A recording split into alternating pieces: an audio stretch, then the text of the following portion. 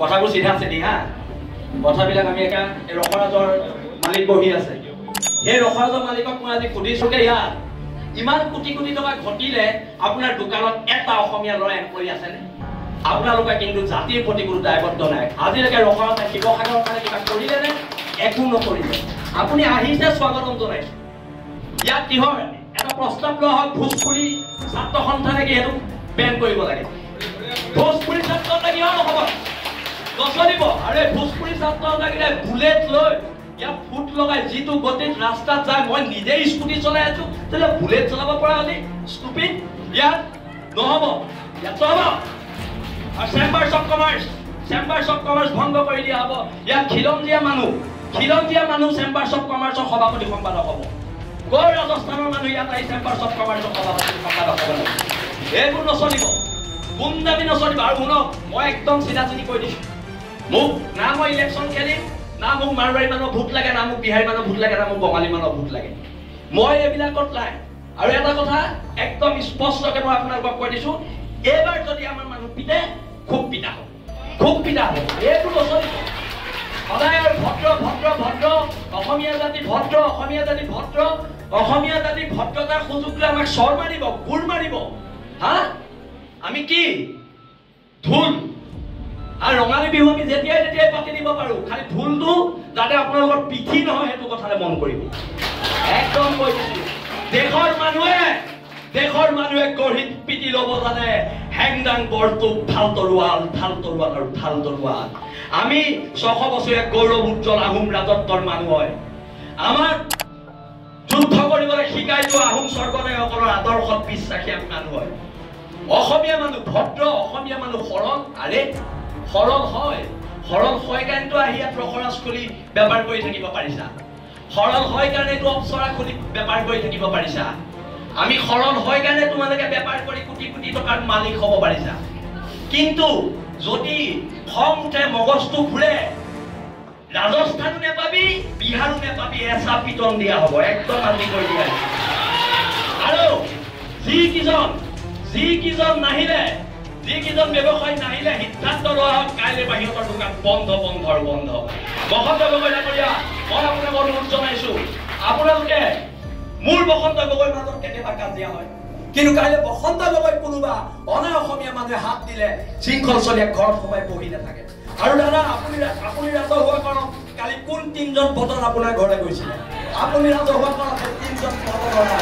কোন গৈছিলে সেই বদন কি জাগাটো গাড়ীত কাণত ভৰাব লাগিব আপুনি আজি ৰাজহুৱা কৰি যাব লাগিব কোন 3জন বদন আপোনাৰ ঘৰলৈ কালি ৰাতি পইচাৰ ঘোষ দিবলৈ গৈছিলে আৰু এটা কথা ভোজপুৰী সংগঠন বন্ধ আৰু ইয়াত কিহৰ মাৰৱাৰী যুৱ মঞ্চ অসমীয়া যুৱ মঞ্চ আছে সব জইন কৰা ইয়াত মাৰৱাৰী যুৱ মঞ্চ নহ'ব এতিয়াৰ পৰা একো নহ'ব বহুত সহ্য কৰিলো সব মাৰৱাৰী যুৱ মঞ্চৰ নাম মাৰৱাৰী সমাজে নিজে গৈ পেলাই মোহাৰিব লাগিব কলা ৰং লৈ সেইটো প্ৰস্তাৱ লোৱা হওক ভোজপুৰী ছাত্ৰ সন্থাৰ নাম কলা ৰং লৈ ভোজপুৰী ছাত্ৰ সন্থাই য'ত লিখা আছে সব মোহাৰিব লাগিব সেইটো প্ৰস্তাৱ লওক একদম হয় নে ৰাইজ আমি ইয়াৰ ভূমিপুত্ৰ মানুহ তহঁতৰ চৰবোৰ খাবলৈ আমি ইয়াত জীয়াই থকা নাই আমিও চৰবোৰ খাবলৈ জীয়াই থকা নাই আৰু আমাৰ চৰকেইটা বেংগলী ফেডাৰেশ্যন বন্ধ কৰা হওক এইবোৰ অসমত নচলিব উজনি অসমলৈ নচলিব দিয়া নহ'ব এইখিনিকে ক'লো মই কথাবোৰ ক'লে বিতৰ্ক হয় মই কথাবোৰ ক'লে মোক গুণ্ডা বুলি কয় কিন্তু যদি মই আকৌ কৈছো যদি আমি গুণ্ডা হয় মোৰ নিচিনা গুণ্ডাৰ সমাজৰ প্ৰয়োজন আছে কৰিব লাগিব গুণ্ডামি দেশ আৰু জাতিৰ স্বাৰ্থ অসম নামৰ মাজনীৰ স্বাৰ্থ ইহঁতে চব পায় আমি কিবা এটা কৰিলে আমাক পুলিচে জেলত ভৰাই দিয়ে মাৰোৱাৰীখিনিয়ে চব পায় আমি কিবা এটা কৰিলে জেলত ভৰাই দিয়ে সেই মাৰোৱাৰী সমাজক কৈছো জেলৰ ভিতৰৰ আটাইতকৈ ডাঙৰ গুণ্ডাটো ময়ে হ'ব এইটো কথা মনত ৰাখিবি মই জেললৈ ভয় নকৰো জেল মোৰ দ্বিতীয় ঘৰ এইবোৰ কথা কৈ লাভ নাই কিন্তু সিদ্ধান্তবোৰ হওক আৰু বসন্ত গগৈ ডাঙৰীয়াক সিতু বৰুৱাক মই ধন্যবাদ দিছো এটা বসন্ত ৰায় এই অনা অসমীয়া শ্ৰেণীটোৱে ভাবে আমি দল সংগঠনবোৰৰ মাজত মিলা প্ৰীতি নাই আমাৰ দল সংগঠনবোৰৰ মাজত মতভেদ থাকিব পাৰে আমাৰ দল সংগঠনবোৰৰ মাজত অৰিয়া অৰি কিছুমান থাকিব পাৰে, কিন্তু আমি খিলঞ্জীয়াৰ সেইটো কথা মনত ৰাখিব লাগে। আৰু প্ৰস্তাৱ এটা একদম লোৱা হওক, আজি ৰখাজৰ মালিক থাকোঁতে লোৱা হওক, অহা 7 দিনৰ ভিতৰত ৰখাজত 20টা খিলঞ্জীয়া ল'ৰা দিব লাগিব, নহ'লে ৰখৰাজ বন্ধ কৰি দিয়া হ'ব ৰখৰাজ।